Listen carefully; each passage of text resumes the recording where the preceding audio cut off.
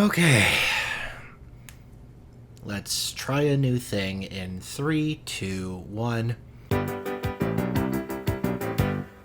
Yeah. Well, hi everyone. You goddamn smelly bananas. I don't know what to call an audience. I don't know. But for now, you're in a fluid state. I'm gonna call you anything I like. Welcome to the channel. I'm Soup Hands. I remain Soup Hands. But we're gonna do something a little different. I'm gonna do a thing that's related to my actual I know that no one uses this anymore, but a thing that's actually related to my Steam profile page. I am gonna start curating games as a soloist. I actually have a group called the Soloist Angle, and the idea is that I review and recommend games for people who don't have a consistent team, whether it be, young people who are still in school and have, curriculars that conflict, whether it be young adults who are figuring out their lives, or pieces of shit like me who, just kind of don't, all their friends have moved away, people have lives to attend to, responsibilities are getting in the way. So if you're here by some crazy miracle from my Steam curator page, welcome. And if you are by some grander miracle, a person who actually subscribed to the channel, there are multiple mission types, multiple classes. My boy is the driller. There's a lot of different ways to have fun and customize the experience to be just for you. But today, I'm going to focus on playing this game as a soloist. So we are in the middle of Season 4. They started... I know seasons are really common, but seasons in the context of this game involve a free sort of battle pass-esque thing, mostly cosmetic. The story is that in the previous season, we got a rogue meteorite that shotted, that flew by the planet we are actively mining and has infected the whole planet, along with part of our ship, with this terrible disease called lymphocyte? No, is that a real thing? I don't know. Lymphocyte? That sounds real. I don't know. It's called rockpox, and it's infecting the planet, the minerals, the aliens, and we are in the middle of Season 4, where you just gotta go about your shit like you normally would, but now there's more random events and things that could occur to make your job harder. So without further ado, I'm going to start a mission, and it's probably going to be really choppy. I'm going to highlight moments that I think really emphasize the cool parts of the game, whether or not I'm talking, and I'm going to emphasize parts that might deter a person who is a soloist from spending their money on a game centered around teamwork, but they may not have a team to rely on. Playing with randos is kind of hit or miss. Sometimes you have people, I would hope others would say, like me, who play the objective and want to succeed, whereas lots and lots and lots of other people play this game like Call of Duty. So take with that what you want. I'm gonna find a mission. Let's go. So here we are at the loading screen, and one thing that definitely benefits a soloist is that this game has been out for a while. Its early access was what feels like maybe 4 or... No. I think maybe 6 years ago. Man, I have lost track of time. I really have. But there is no shortage of extremely experienced players. People who have ranked up specific classes, or maybe like me, all of the classes, multiple times. So it'll show their account rank as you're joining, and you can see on the left-hand side there,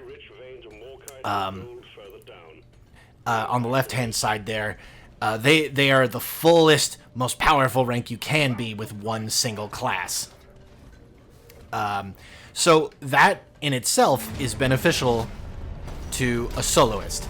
You can easily and quickly join a game, and I would say 99 out of 100 times, you'll have a very, very experienced team who knows every possible circumstance, who is very well-rounded in the types of enemies, types of missions, the tendencies that these randomly generated levels present to you, and just like that, there's another person joining. So even if you don't have a team, you could easily join a game, have a full team by the time you end it. So that's always a plus, if you ask me. The fact that I don't need to join some complex Discord, that I don't need to join a Reddit group and, you know, schedule time for randos to possibly join. That is, I think, the strongest point of Deep Rock Galactic.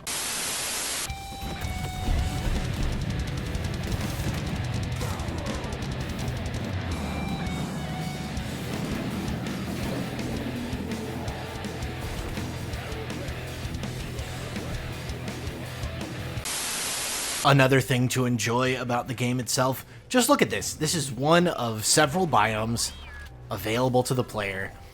They're rich, they're randomly generated, so no two, not dungeons, caves, maps, boards, whatever you want to call them, no two of them are going to be exactly the same. There will always be tiny little differences in how these environments are laid out for the players. And the game really lends itself to the bit, so to speak, maybe lack of a better term. It really lends itself to the world that it's created for you. You are a corporate employee. You're talking to a corporate mission control. Your characters will frequently complain about the funding and how the company doesn't give them the right tools for the job. It really immerses you in the fact that you are on the clock. You're doing a job here. You're not heroes, nor are you, you know, dwarven heroes of legend. You're not doing this for the greater good. You're doing this to get paid. And I think we can all relate to that in some small way.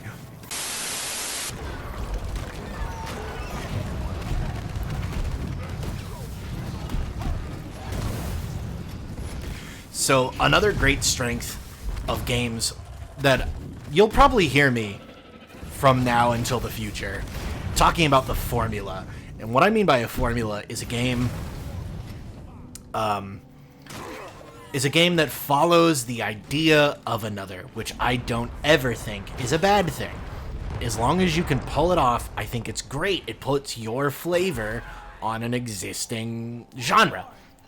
And what I mean by that is this game is very much like Left 4 Dead. You're going from one single place to another. No checkpoints. If you die, there's no do-over. The whole mission fails.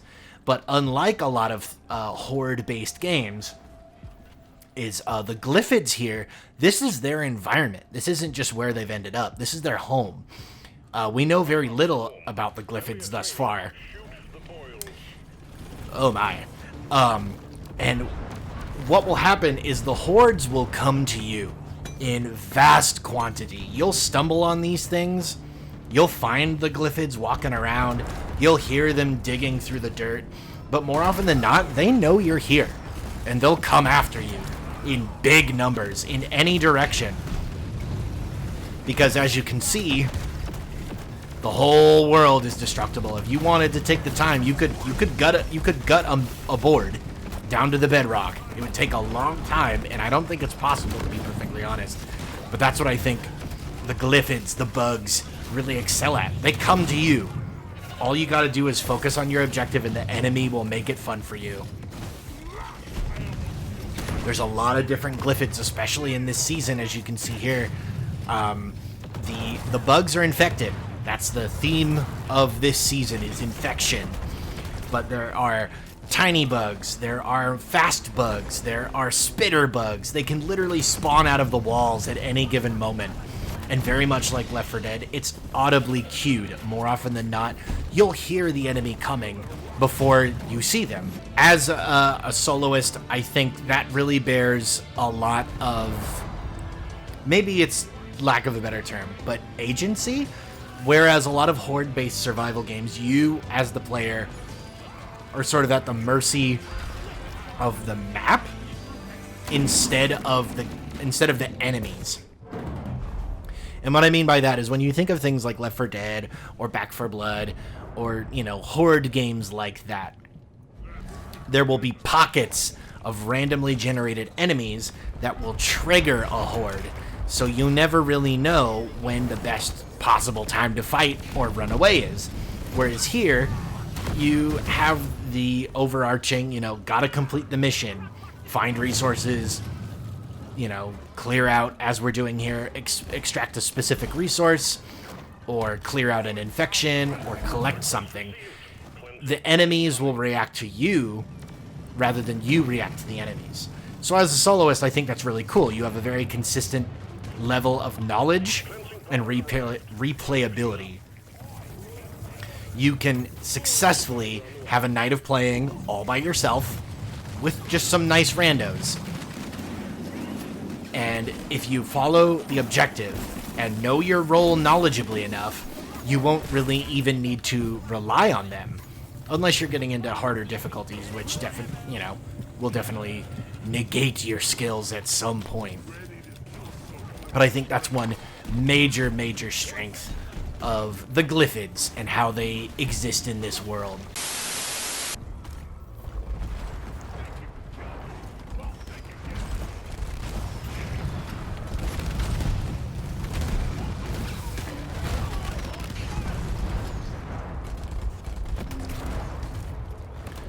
Another great strength of the Left 4 Dead formula with class-based combat like this is that although the game is still, in my opinion, very new, and lots of stuff is being added all the time, because as of right now, for example, all 3 classes only have 3 main and 3 secondary weapons right now, but each weapon can be modded with what are called overclocks, and some of them can change the content of the weapon entirely.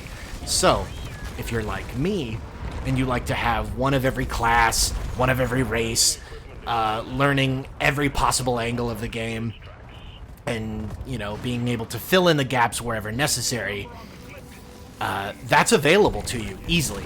But if you're more of a master, a single art type guy, and you want to be the best at what you do in one area, it's more than available to you. You can have up to 6 different loadouts of one class, and they can be varied ever so slightly. So if you wanted to have a class for each biome, if you wanted to have a class for switching quickly between rando groups, if you wanted to have a class that is damage-based or another one that is experimental, the game is open for you to do that. You don't, as compared to a lot of other class-based combat games, you don't have to play a class in relation to what others are doing. You don't have to play the counter just because no one else wants to play the counter, if that makes sense. I feel like that's the closest I could possibly come to it, because this game is very low pressure. You get rewards even if you lose. You get experience for everything. You get experience for having minerals in your pockets. You get experience for minerals you don't need anymore. You get experience for killing enemies of all types. So the game very much lends itself to flexibility, but will not punish you for remaining what's the word? Rigid? I guess rigid is a good enough word right now. It will not punish you for remaining rigid. If you're a guy like me and you want to be flexible, you can.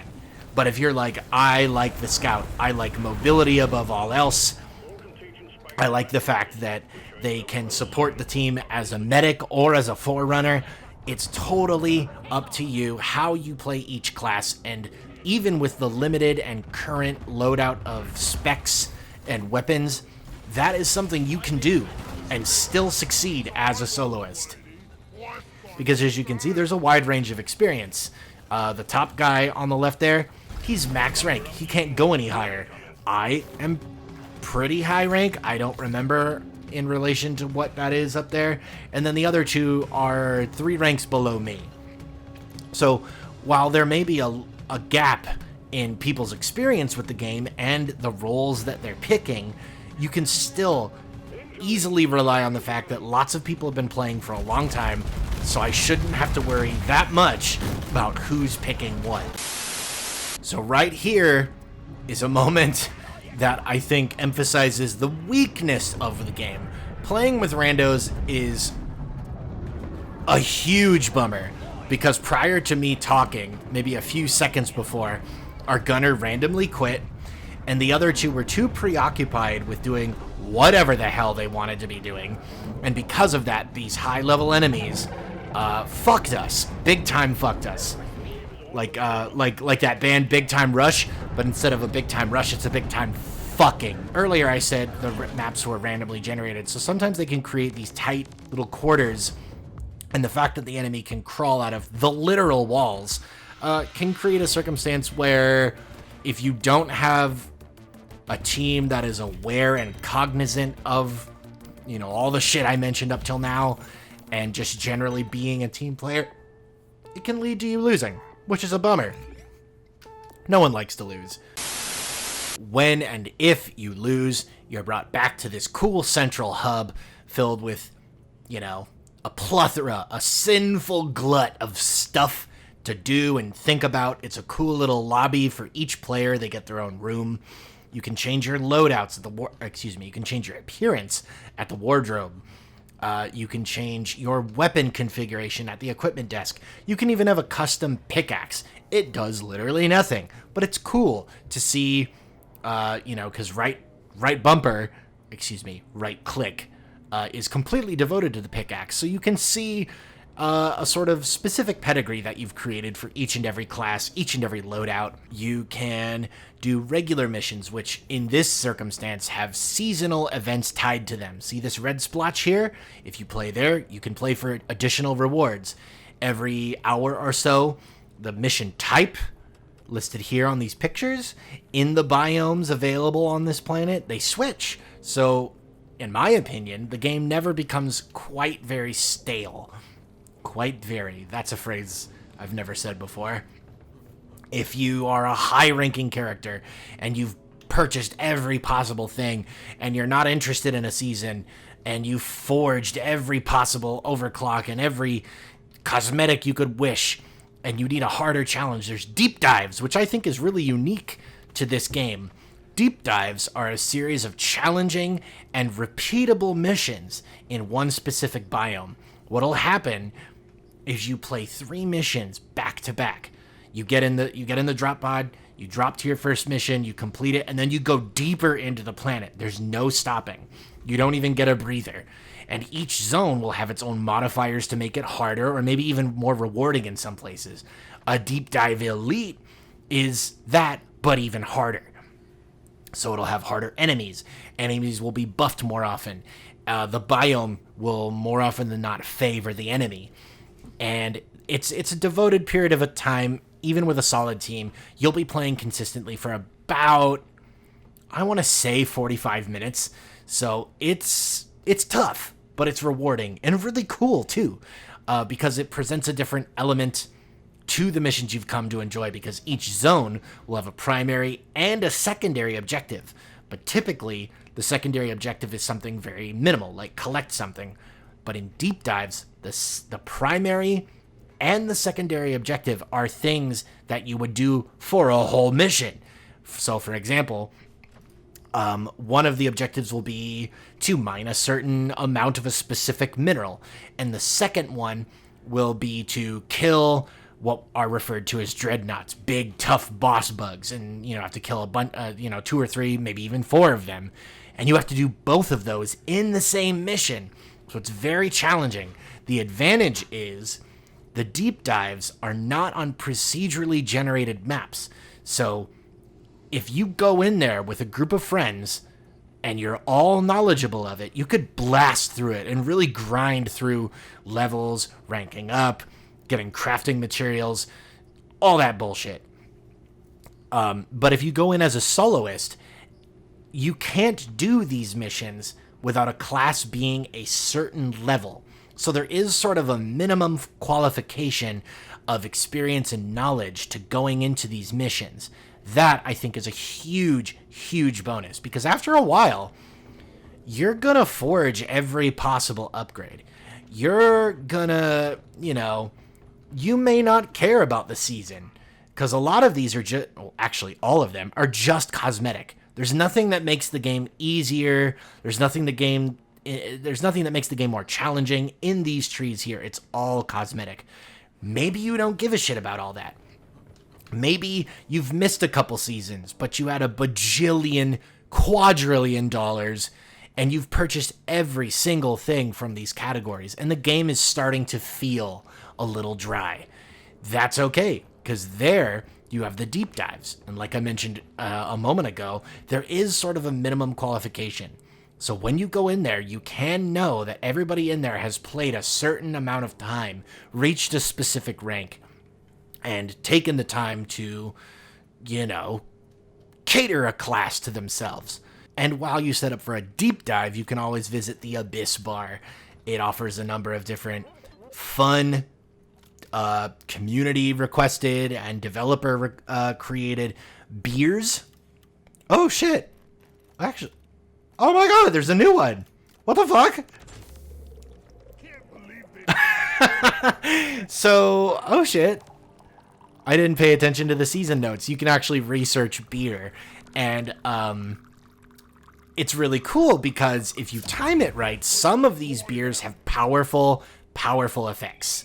Recently, randomizing was added to the game, where you could create a random customization with random weapons and random perks, and now you could get a beer that gives you any one of the randomized special perks. The special perks are a short list of beers that give modifiers to the level, whether it be multiplying gold, or in this one's case, increasing your pickaxe damage. So in the event that you run out of ammo, your pickaxe could be a viable weapon. Others include reduced fall damage, moving faster when you're carrying heavy objects, things like that. These other beers here, they're more just for fun. They make you explode or fart worms, or wormhole may teleport you outside of the space station. It's just for fun. Because like I said, this is a social area. This is where all 4 players can move around, communicate, make plans. If you have a Discord connected to this game, you can even join a union. And what the unions do... Do I have my Discord open right now? No, I don't. But typically it would be right here, and you can join a union. And each union has a sort of characteristic goal. Out of the 3 unions, there's the one that I'm part of, the Dirt Diggers. And they are people who join a game and want to mine every last single speck of valuable material before they leave. Others are just about getting the job done. So you get the idea. This is more something that I appreciate. The game is lovingly handcrafted by a tiny little team of, I think when it started, they were like 5 people. So every little nook and cranny is packed with things to look at, tiny bits of lore. There's even a miner's manual where you can, reference things back when you first started. You could review all the bugs that you'll see and how they've changed over time, and if you miss the seasonal update, like this guy, brand new, where none of us are really used to seeing him. You could see all the variants of bugs from biome to biome and see what they can do. You can really make this game anything you want it to be, whether or not you have a team. I would say this game is very, very, very casual, available to anyone who's ever played an FPS or is a fan of class-based combat. I really like class-based combat, whether or not there's a new season to play. So I find myself returning to this over and over and over and over. Now, on to the not-so-cool stuff, which, thinking of the things I want to do in this game, thinking of the things I want to do with this series, I feel like this will be the most benign, nitpicky thing I'll ever talk about. And it might actually involve a lot of video references in this one single thing, because I am a believer that metas destroy games. Because what do we play games for? We play games for fun. We play games for escapism. We play games for, a ritual, if you will. A time to get away from all of our responsibilities. And there is a small set of less than friendly behaviors developing in this community. And you may not be able to catch it on social platforms or maybe even like forums or message boards.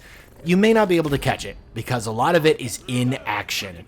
So one thing that I don't think I'll be able to see with this particular group is that the super veterans often play the game by themselves. And what I mean by that is they'll join games or host games for other people to play, but they'll stay away from the group. They won't pursue the same objective. They won't they just won't have the consideration of others in mind, which I think is a huge, huge problem. It's a developing problem. Because when it comes right down to it, not only if you're all going to fight a boss, if you're all going to mine one resource, if you're all going to focus on escorting something, you want everybody there. There's only 4 of you versus upwards of 1,000 bugs a match. So you want everybody there. You want every aspect of each class covered so you don't have to cover, their dead weight. That's the thing with class-based character combat. But there are lots and lots of high-ranking people, like I mentioned earlier in this video, that play this game like Call of Duty. Like they're the only ones there. Like their kill streak, their points, their scores will be the reason that we win.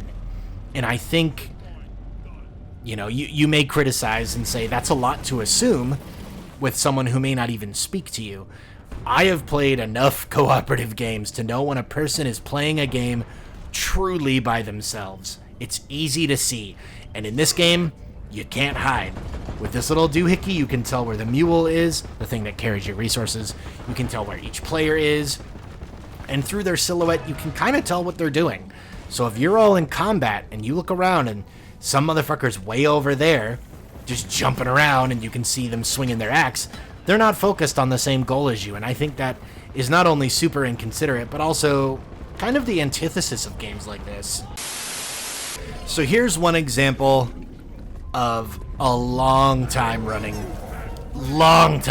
thing that I have never quite understood. Back in the early days, it was kind of a joke, but now it's evolved into something that I think is detrimental to the team as a whole. Let me get a good look at them. There are little things in this game called loot bugs. You might be able to see a couple of them on the screen right now. They're little chubby, cute little bugs that carry specifically gold and the mineral that you gather and exchange for ammo called nitra.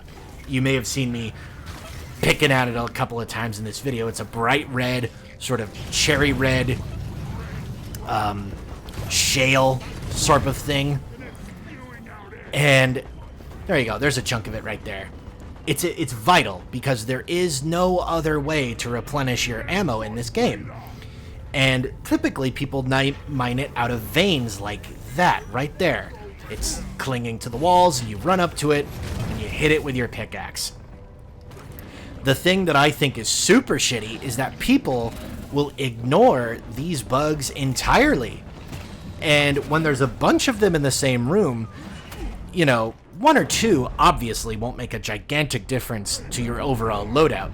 But when there are 4, 5, 6, sometimes even 7 or 8 loot bugs in one single place, if you start blowing them up, each one typically contains around 4 to 5 chunks of 1 to 2 of the other resources, whether it be gold or nitra.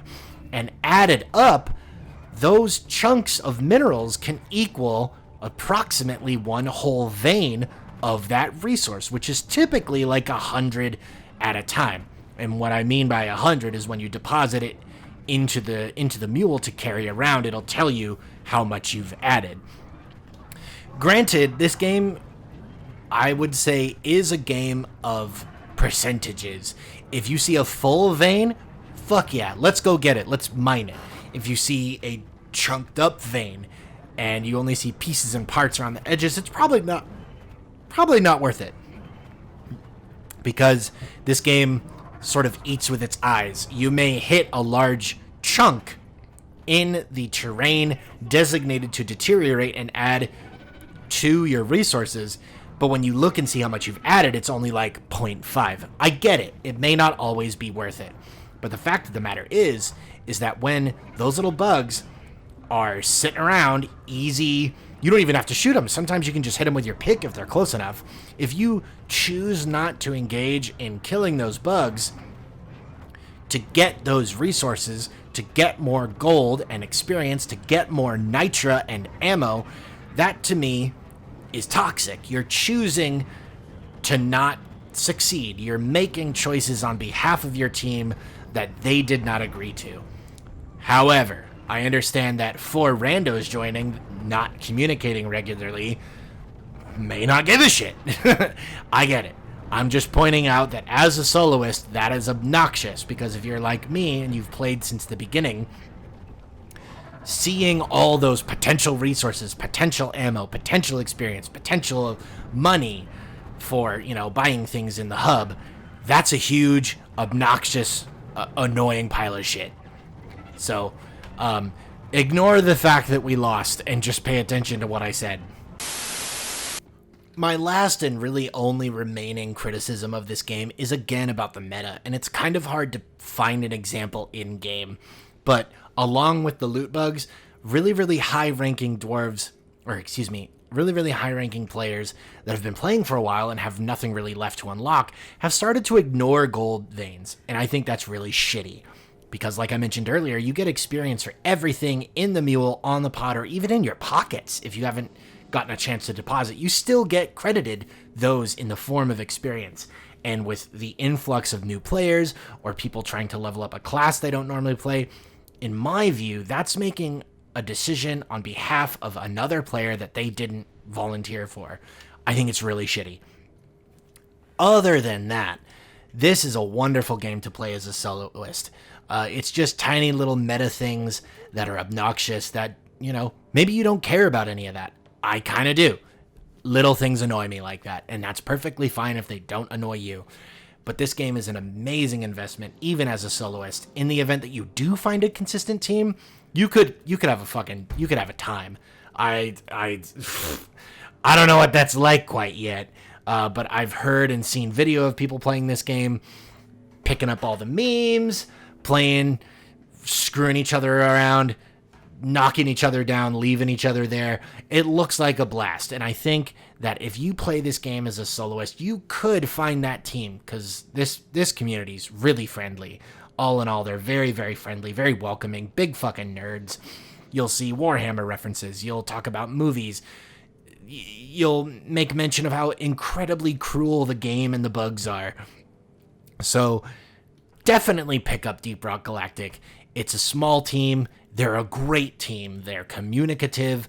They add stuff regularly. They make their plans and their ideas very transparent. They're a fantastic team, Ghost Ship. So if you've got the dime, I would heavily recommend picking up Deep Rock Galactic. It's a fantastic game. It fits a lot of criteria that people generally enjoy in terms of class-based combat. First-person shooter skills are transferable. And if you really like immersion, this game never breaks. It never once breaks. You'll be fully immersed into the world that you are on the clock as an employee of Deep Rock Galactic. And they have a lot in store for the future. The game just recently released its 4th season at the time of this video, so there's some new content to explore that I didn't even mention, let alone get the chance to show you. So, all in all, if you're looking for a new game as a soloist specifically, obviously all games are better with friends. And if you're like me, you're hesitant to play with randos. This is a game that you could safely play with randos, because I gotta say, we're all used to toxic communities. We're all aware of them. All of us have one or two in our back pocket. But this game has some of the most supportive, friendly, and otherwise knowledgeable community that I've ever seen. So you could join a game and safely know that whoever picks the class they're in right now knows the role that they have to play, with all the nuances. It's been out for a while, and new people are coming in at a pretty steady pace. but more often than not, you'll be paired with veterans, and I think that's really cool. So do yourself a favor. Get Deep Rock Galactic. It's a fantastic soloist game. I give it